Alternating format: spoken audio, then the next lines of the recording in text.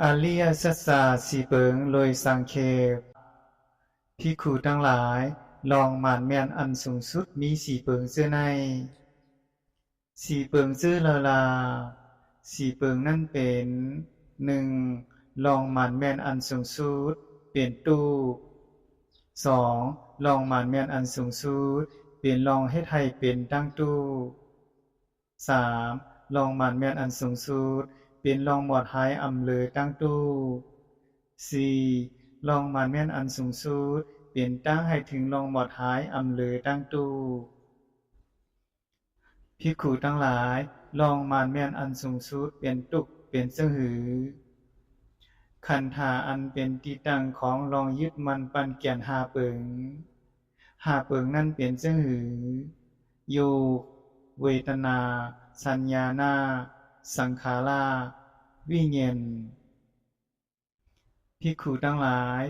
อันในเฮากล่าวว่าลองหมานแม่นอันสูงสุดเปลี่ยนตั้งตู้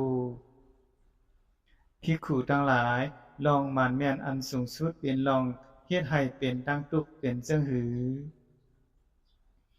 เปลี่ยนตัณหาอันไหลอันเป็นเครื่องอ่อนให้มีลองเกิดแทงอันเป็นลองทรงเจือกอบอำนาจลองสมเสอสั่งเฮ็ดให้สมเสอล้นเหลือในอายง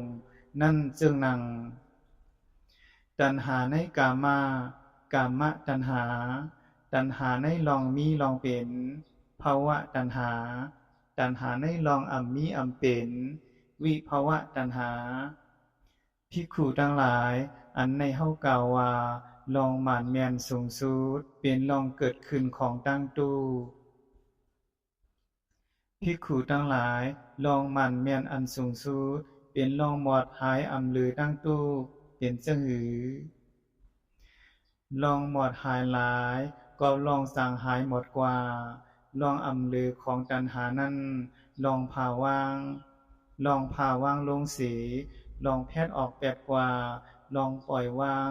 ลองอำสับยันในตัณหาอันไหลภิกขุทั้งหลายอันในเฮากล่าวว่าลองหมานแม่นอันสูงสุดเป็นลองหมอดหายอำเลยตั้งตู้ภิกขุทั้งหลายลองหมานแม่นอันสูงสุดเป็นตั้งให้ถึงลองหมอดหายอำเลยตั้งตู้เป็นเจ้าหือ